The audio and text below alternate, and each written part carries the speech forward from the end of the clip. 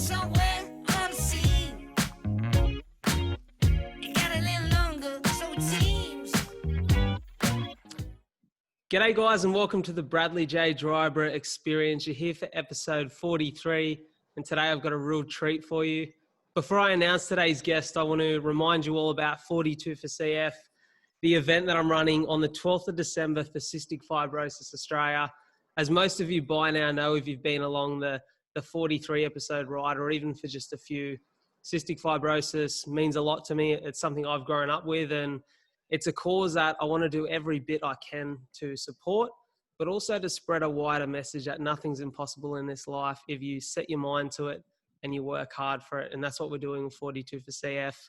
And funnily enough, the whole event there ties in really well with today's guest. So, just 6 weeks ago, I was a guy who couldn't run to save my life. And I guess now I still can't run to save my life, but I'm managing to build the distance up, to train more, to get better at this crazy sport that seems so simple yet is so bloody difficult, that is running. And today's guest is maybe if not one of the most famous runners in Australian history. He's basically done it all. He's run across the world for many causes and he lives one of those lives that we talk about on the show, especially in these last couple episodes, and it's a life with purpose and he runs it with pace. And he's got a whole lot of stories to tell. Ladies and gentlemen, it's Pat Farmer. How are you, Pat? Yeah, really good. Thanks, Brad. By the way, that was a fantastic intro. I'll have to put you on the payroll. Mate, you're a legend. You're a legend. I really appreciate you coming on the show. It's funny because, you're someone that, as I've we spoke maybe for the first time 3 or 4 weeks ago over the phone, and I continued to hear people say your name in the running space. And like anything, as you immerse yourself in a new sport or in a new interest in life, you start to hear about those people who have done well and continue to do well in the sport. And a lot of people mentioned you being one of those guys here in Oz who's done a lot of great things. But, the reason I'm running is for purpose. It's for a cause, for something that means a lot to me. And because of that, your name was thrown around a lot because you've done so many big runs and so many great things for charity in your time. Talk to me though about, I think everyone has a reason to start running. What was your reason? Where did it all begin? Well, let me say the reasons sort of change over time as well. So if I can take you from present time and then back to where it all began. So in present time at the moment, I'm no spring chicken. I'm getting on in years. And the great thing about running, in particular distance running, is that you can do it right into your 60s, 70s, 80s, 90s, 100 plus. You can still be out there and you just do it. You're still taking in the same ambience, to the wind in your face, the sun on your body, and just being able to take in the beautiful views and breathe fresh air and just, enjoy the experience of being free. And that's, to me, what running's all about. So, so as we get older, it's most important to exercise regularly, and running is a wonderful way to do that. One, because the continuous pounding on the ground with each footstep actually strengthens your bones rather than weakens them. And if you do that all the way through your ages and you've got a good calcium, high calcium diet, then you're going to starve off a lot of bone problems that a lot of elderly people get. But for me, it all started being inspired by an older person that was doing exactly what I'm doing now. And it was amazing how at his age, in his 60s, he could be an inspiration to so many young people. I was an 18-year-old apprentice motor mechanic when I saw Cliff Young run past where I worked as a motor mechanic at Granville on his way to complete and win the Sydney to Melbourne Ultra Marathon, a run that was almost 1,000 kilometres. It was an iconic event back in the day. And it was just a wonderful, wonderful event where people could come out of their farmhouses, sit on their fence out front of their home, walk down from their office and see the runners going past. And that's why I love not running on a circuit, but I love running from point A to point B over long distances, because you're taking your craft to the audience rather than waiting for the audience to come to a stadium to see you. I love that. And at the time, I remember hearing I think in another podcast that you'd done, that the first time you seen Cliff Young run past, he was actually behind the pack, wasn't he? And for you, Oh, well and truly. he was not the runner of the pack, but rather someone who had great perseverance and the ability to just keep pushing along. Well, I think there's a lot of things that you can take from that. See, a lot of people get into a sport and they go, okay, how can I be number one in this sport? Or I want to be number one in this sport, and I want to hold the trophy high aloft my head, and I want to get the prize purse, and I want the medal around my neck. And all of that's fine. That's great. But, you know, life's not like that. It throws curveballs at you all the time. You know, people get sick. They come down with cancers. They come down, as you were talking earlier on about cystic fibrosis. There's so many different things. And it's really different things to different people. So that trophy is different things to different people. So it's about, I suppose, the most important piece of advice Cliff Young ever gave to me when I was competing against him later on in years after I first took it up in the Sydney to Melbourne races themselves, was that he said, Pat, whatever you start, finish. Whatever you start, finish.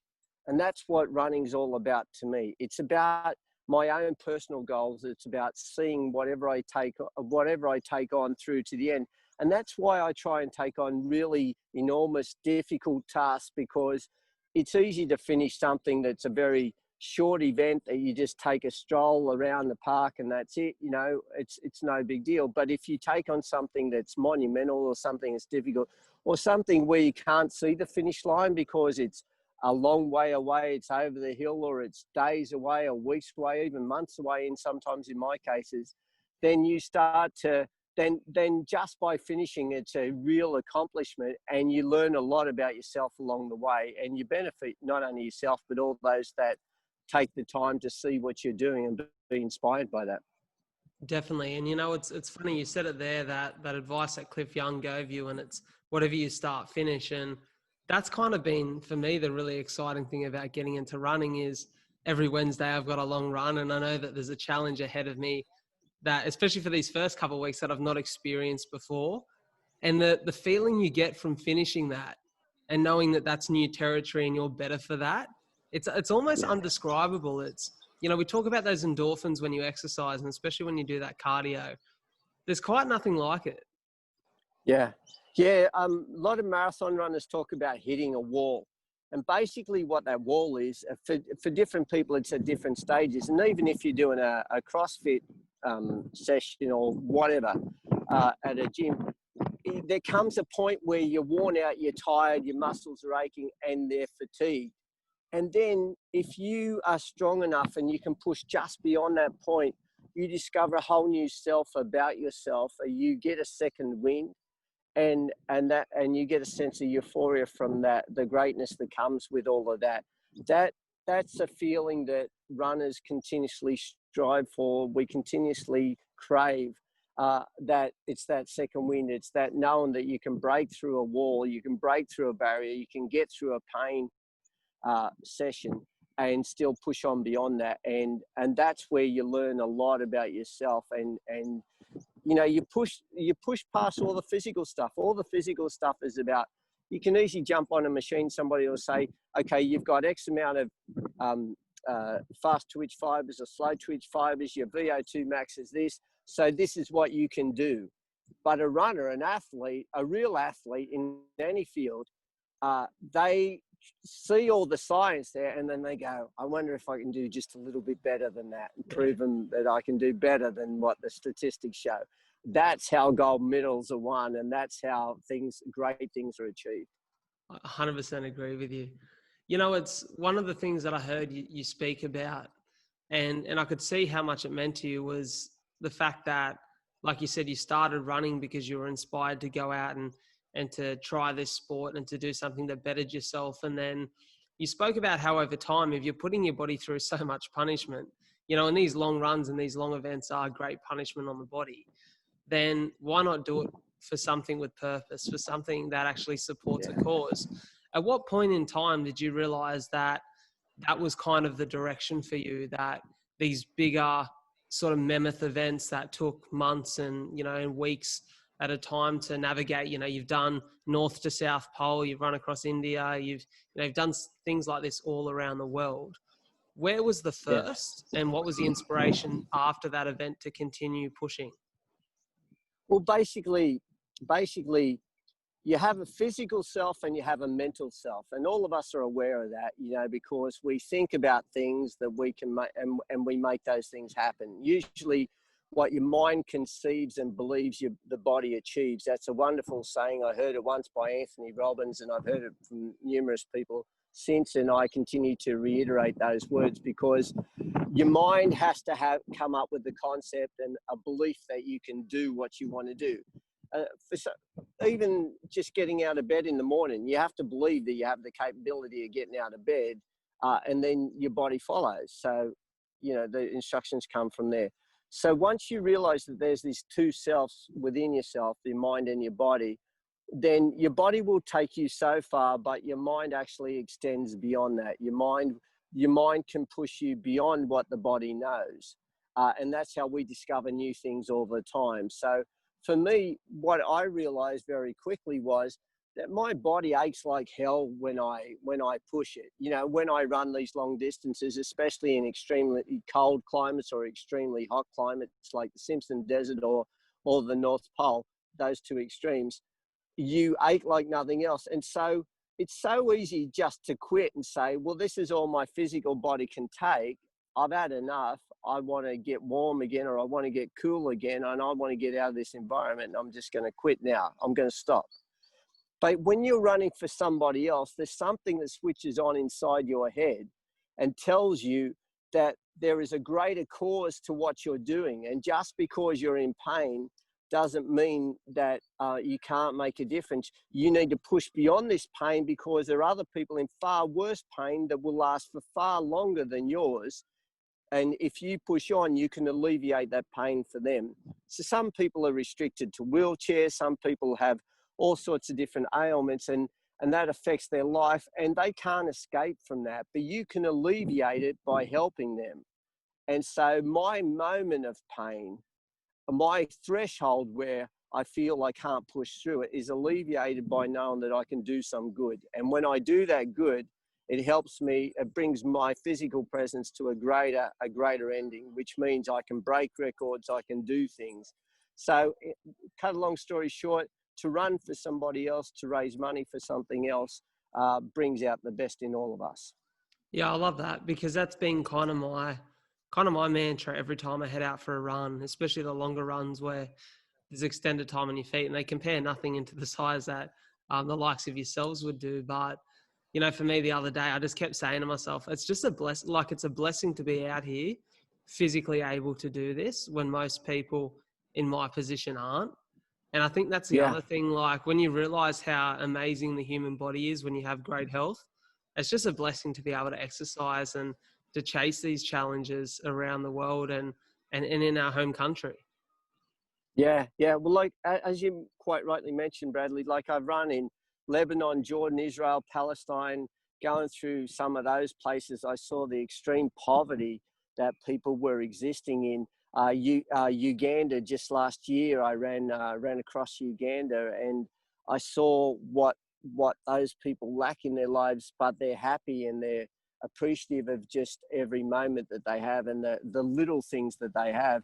So it tends to change the way that you think about things. And when you change the way that you think about things, then life becomes better.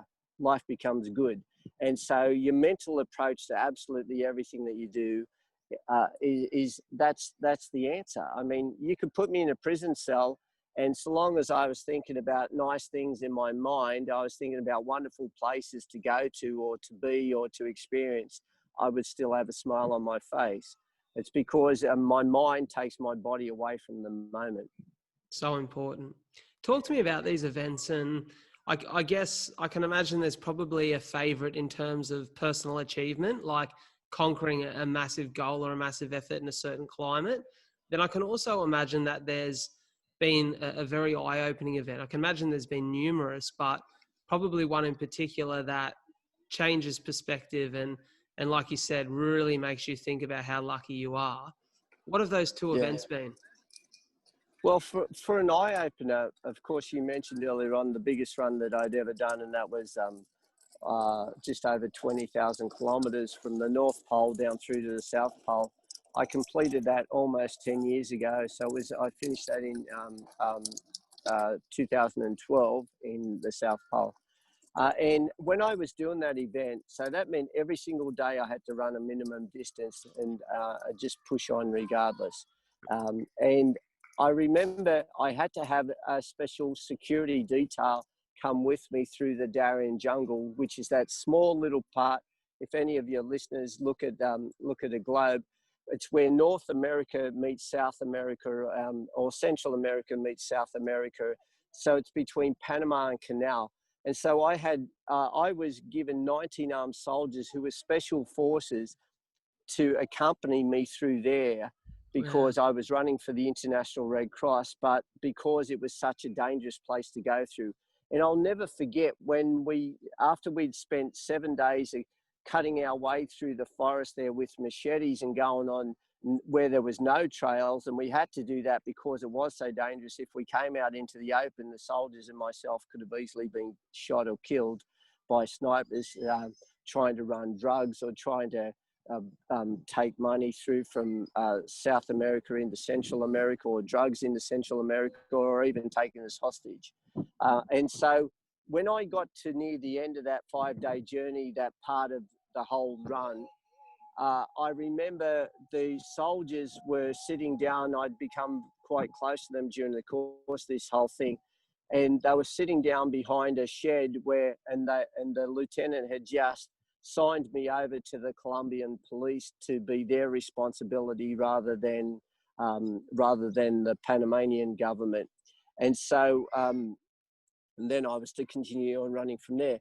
When I walked back to thank the soldiers, they were all crying their eyes out. And these were big, tough men that was used to such an isolated and difficult life. And I said to the lieutenant, Lieutenant Perez, why are the men crying? What's the matter? What's wrong? He said, they've never saved a life. He said, their job is to go into the jungle, hunt down the bad guys that are bringing arms or guns or whatever up into Central America and then on up into the Northern American states, and hunt them down and just kill them. They don't take them to court. They don't do this. They don't do that. But you're running for the International Red Cross, and we were approached to look after you. This is the first time that we've actually saved a life. And through you and this whole journey and the work that you're doing, the fundraising that you're doing, perhaps hundreds or thousands of lives. And that's what they were crying about. That moment will never leave me. And that just goes to show you the effect that you can have on people by just simply doing your job, just doing what you do. And in my case, it was just putting one foot in front of the other. So it wasn't about gold medals. It wasn't about prize purses. It wasn't about notoriety, but it was about having an effect on other people around me.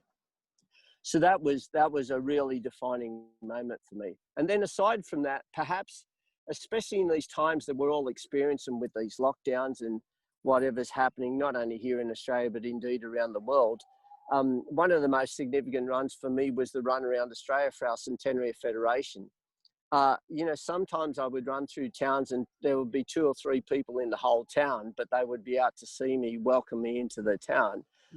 Some of those outback towns. And in other places like Canberra, and if anybody goes to my website, patfarmer.com, and they press on the run around Australia, they will see when I came into Parliament House in Canberra at the end of that 14,500 journey, where I linked together all the states and territories through my footsteps, where I joined suburbs and towns together through my footsteps, where I spoke at functions every single night about how fortunate we are that this whole country is together as one unit, rather than like Europe, where it's all different countries and different currencies, different languages, many borders, and difficulties to go from one place to the next place. How fortunate we are in Australia that we had this freedom. That was a very, very significant run for me. One, because I reflect on it now and the times that we're experiencing, but also because the literally hundreds of thousands of people that welcomed me and joined me and ran with me during the course of that journey right around Australia, and the different landscapes I went through, the magnificent landscapes, and indeed the effect it had on everybody for the centenary of Federation. So I encourage everyone in these crazy times we're experiencing at the moment to reflect on all of that and realize how better off we are as a federated nation rather than as a busted up state. Oh, mate, that's I echo that, because I think we're so blessed here in this country to have great health, to be, really to be far away from where the madness is happening right now, even though we are having our own struggles within the country. But mate, we're a blessed nation here in Australia. I don't think enough people realise how lucky we are. Yeah, we need to realize it, and then we need to hang on to it. We need to hang on to it. I'll never forget, there was a TV announcer, Ron, your listeners will correct me on it, Ron Casey. And he said to me, I don't care what anybody says, and often I will disagree. He was a radio announcer. Often I will disagree with what they say, but I will defend to the death their right to say it. And I think that's something that we're forgetting with this world that we're in now, with Facebook and Twitter and internet and so many different means for people to be able to have their own voice and their own speech. So many bullies want to shut you down, want to quieten things down a lot, and it's crazy, because we need to defend our right for free speech. It's the most important thing, and that might sound a little bit, well, what am I talking about that for? But my running is all about that freedom feeling that you get from just going out there and just going for a run. All you need is a pair of shoes, and sometimes if you run the beach, you don't even need that. Just get out there, just breathe some air and leave all the manicness and all the craziness behind. Just breathe some fresh air. That's what running is to me. It's that freedom, and it's whether it be freedom of speech, freedom of thought, freedom of breath. That's the amazing thing about the sport that I do and I love. I agree with everything you said there, Pat, but one thing I've got to ask you, mate, is you said that all you need is a pair of shoes, but, mate, I went away last weekend. I had shoes, the foam roller, the volatile gel, the bloody Hiradoid cream, mate. I don't know about that. Maybe my backpack's a little bigger than yours. I was worried about you for a moment there, Brad. I thought you were going to say, I went away last week and I went for a run. I just had my shoes on and nothing else. I thought, yeah. hang on a second, let me take that back a bit. Put some shorts on, mate, as well, please. Mate, I'm not that confident. It's not that hot yet. Bloody hell. Yeah, you can do some serious damage if you try streaking, you know that. Oh, I'll never forget, I'll just on a funny line, I'll tell you something about that. I'll never forget, Joe Record was one of these famous eccentric runners in the old Sydney to Melbourne races. And there was a lot of characters around in those days. Of course, Cliff Young and so many, Tony Rafferty and so many others. Joe Record was one of these characters that was all the time, pushing the buttons and doing things differently. He was leading the race, and he was down around near Orbost in Victoria from Sydney, and he called up the race doctor. His crew called up the race doctor. Said, "You got to come out and see Joe." He said, "What's the matter?" And what had happened was he had a chafed penis. So I know this is a family show, so I'm not going to go any further, but he had a chafed penis. And what his problem was, he decided he would run, he'd run just with his shorts on, his running shorts on, which are not like the tights that we wear these days, but quite loose. So just with his running shorts, and he didn't wear any underpants. Of course, he got very chafed there. So the doctor had to prescribe some antiseptic gel and a condom for him to wear for the rest of the run. So that's a complete sideline, but it just goes to show you can solve any problem if you have to. Just keep going. Yeah. Mate, I'll tell you what, I'm hoping it doesn't come to that for my marathon in December. Well, whatever you got to do, mate, just finish what you started. Just keep going, right? Exactly. Hey, talk to me about those, you spoke just then about the power of that journey moving through Panama there. And, if you think back to those bigger runs and, where you're running and you've got certain quotas you've got to hit every day. And obviously you've adapted to running great distances every day and being able to put your body through that. But do you actually get to enjoy any of that journey, like in the evenings? Do you get to immerse yourself in the culture? Like, how much of that do you get to do on a big run? Well, that's where I said your mental approach is completely, it's everything on those runs, because yes, look, there's no way of avoiding the pain or the difficulty of the journey. But if you have the right frame of mind, and by that I mean, often I'll think to myself, this might be the last run that I ever get the chance to do. And imagine myself not being able to run, not being able to travel to different countries or different places. And if that's the case, and this is the last one that I'll ever do, then I've got to finish this. I've got to see this through. So instead of regretting how difficult it is or complaining about how difficult it is, I'm actually very happy to be there, and I embrace the pain as part of the event. I look around, I take in the scenery, the landscape, the people. I wave at as many people, even if they're not waving back to me. I smile at as many people, even if they're not smiling back at me. And I'm just happy to be there in the moment, because I never know if I'm ever going to get to those places ever again. And, to be able to travel the world, to be able to see the sights and do the things. I mean, I've been through Petra in Jordan, for goodness sakes, like It's crazy. one of the most amazing places on earth. I've been to the northernmost part of India, the southernmost part of India, through the middle of Australia, through the Simpson Desert in summer, and there's beauty in all these places. There's beauty in all these extremes. If you just put your mind into the right place to enjoy the beauty, a little bit of spinifex bush in the middle of the desert that has a little zebra finch in there, or a budgerigar in there, or a bird in there, or the sound of a camel in the distance. Just something different takes your mind away from the moment and helps you realize how fortunate you are to be in some of these most amazing and different places, especially those people that live in the city and everything's pretty mundane and normal every day. Yeah. You know what? That excites me so much for you. Like even as someone who hasn't experienced everything that you have, I've had my fair share of experiences, and I always say to people, I think to me, the meaning of life is about finding a purpose and pursuing it, but also getting to that point where you look back on each of those years you've lived and that you've followed that purpose. And mate, I can tell you're the kind of person that just loves the life that you've lived.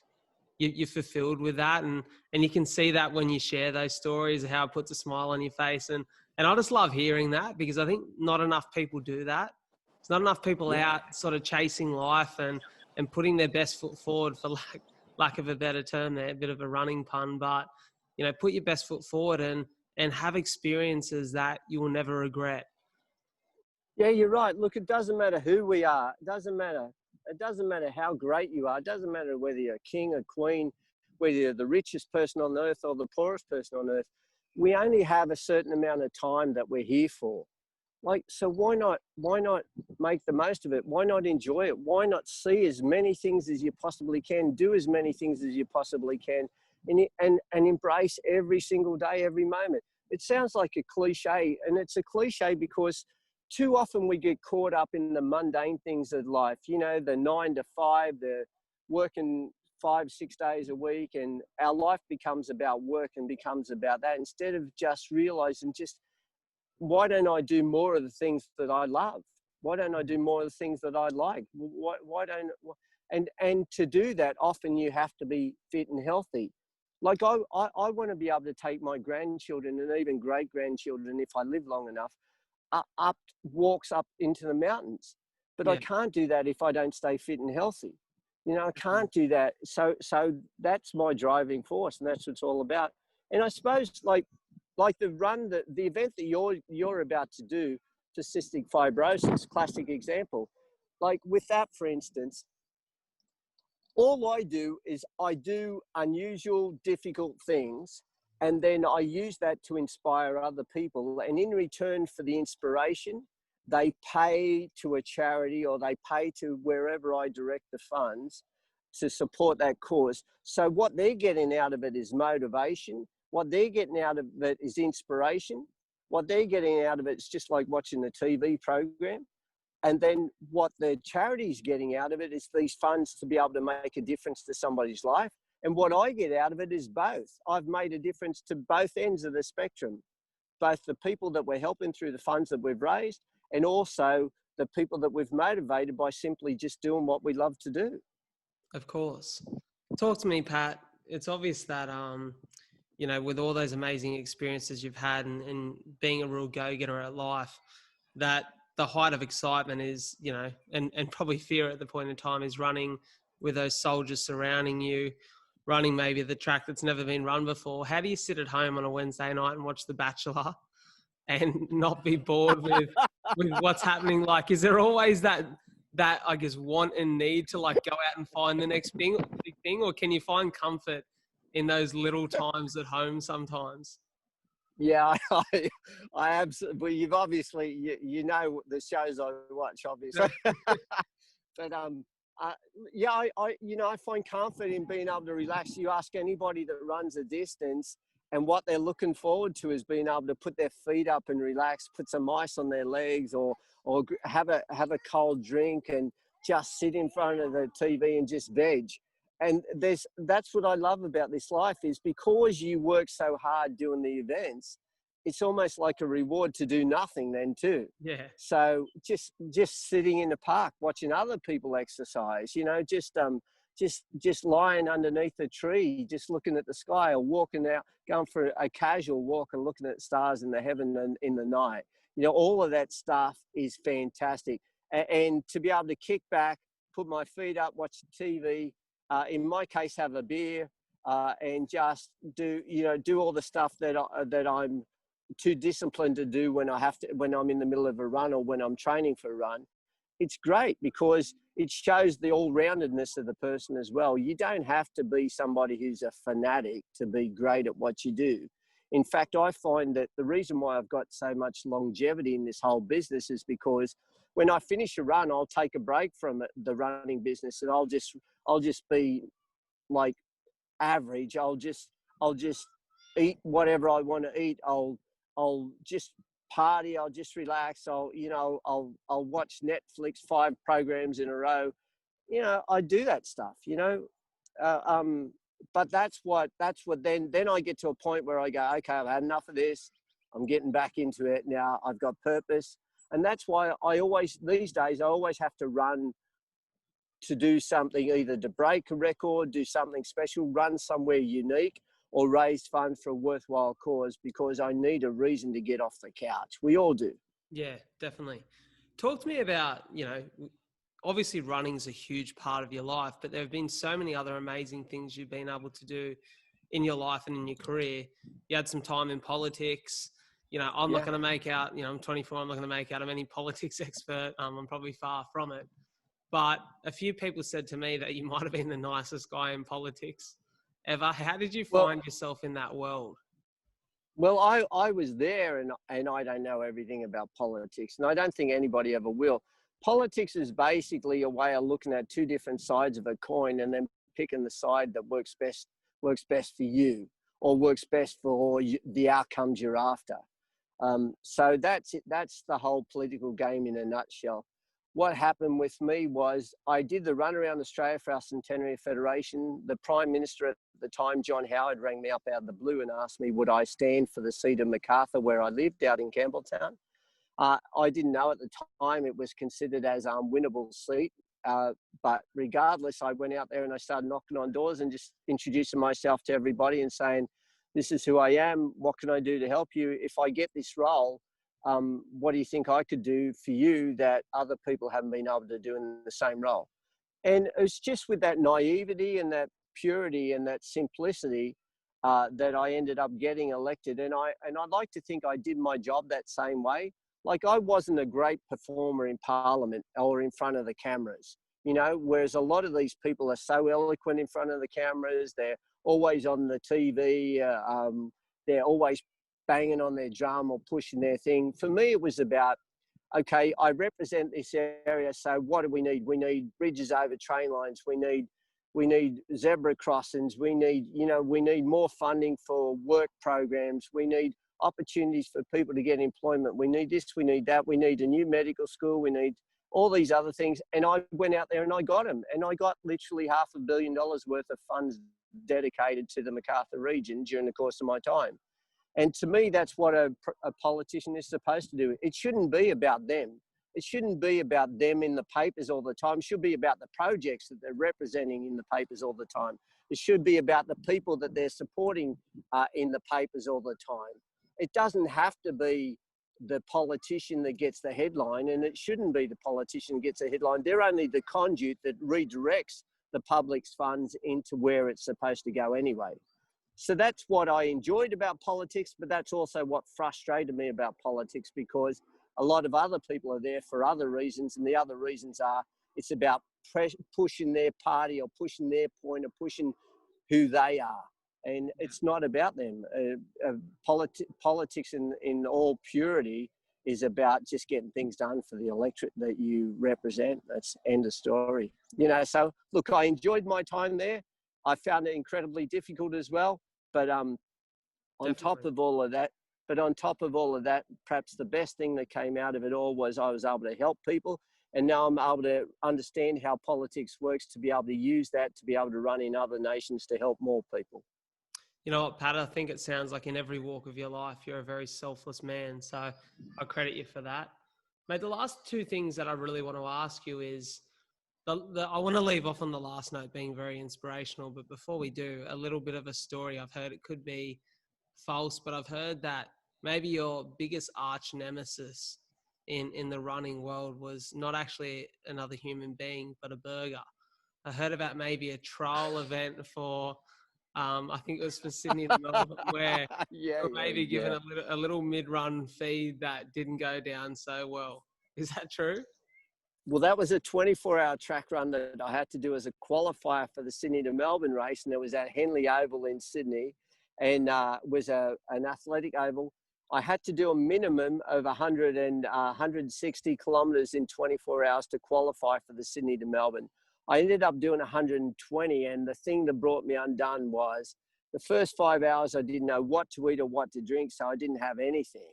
And then I was so thirsty and so starving, although I was in the lead of the race, I started to get dizzy and I felt like I was going to collapse. And it was at that moment my brother Bernie raced across the road. He said, "What's the matter?"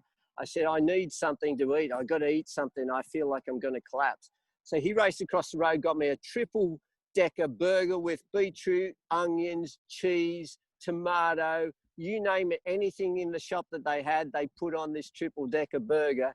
And he brought it over to me, and it was dripping with grease. And he came to the section of the track where we were allowed to get aid. I grabbed his hamburger, I woofed it down. He also got me a can of Coke, which felt fantastic for about the first 5 minutes. Yeah. I went off running around the track. I lapped everybody another 2 times. And then I collapsed onto all fours in the center lane of this beautiful synthetic oval and vomited everywhere. That was my most ashamed moment of my entire running career, and I'll never forget it. And thanks very much for bringing it up, by the way. I've learned a lot from my nephew Wade and so many other people about health, fitness, but most importantly about nutrition since those days. Actually, on that note quickly, is there something that you found now, like that post-big run nutrition, that is like your go-to? Do you have a go-to, or does it change? I do have a go-to. I'm a sucker for a chocolate milkshake. I just absolutely crave that fat in a chocolate milkshake. When I finish an event, I've just got to have a chocolate milkshake. And it doesn't matter if I'm in the Simpson desert or if I'm in the South Pole, somebody's got to try and find me a chocolate milkshake. And if they don't, which they don't always do, then I get hard to live with, if you can imagine, as most runners do when they don't eat. I can definitely imagine. Talk to me a bit of advice finally for everyone listening, not on running, but just on life. Like, what's your biggest piece of advice? And, you know, being where you are now, having achieved everything you've done and lived, you know, an exciting but inspirational life with so much more yet to come. Is there something you just wish you knew back when you were my age, a youngster, that you know now? Yeah, I think perhaps a great way to finish off this segment the same way that we started with Cliff Young, and that was, you know, finish every single thing that you start. If you hang in there long enough, if you stick with what you're doing long enough, you will bubble to the top. You will be noted for what you do. You will be a winner. You can't win every single race, but you just keep going and going and going, and you wear your opposition down. That's what life's all about. That's life in general is about that. So never give up on life itself, and finish every single thing that you start. Pat Farmer, you're an absolute legend, mate. I love that bit of advice. Ladies and gentlemen, you're absolutely blessed if you have a healthy body to be out there looking after yourself, training, running, doing whatever you do. So make the most of it. Thank you so much for coming on the show, Pat. It's been not only very inspirational, but an absolute blast. It's been a real fun episode. So I appreciate it. Thanks, mate. It's a pleasure. Right. Absolute Cheers. pleasure. So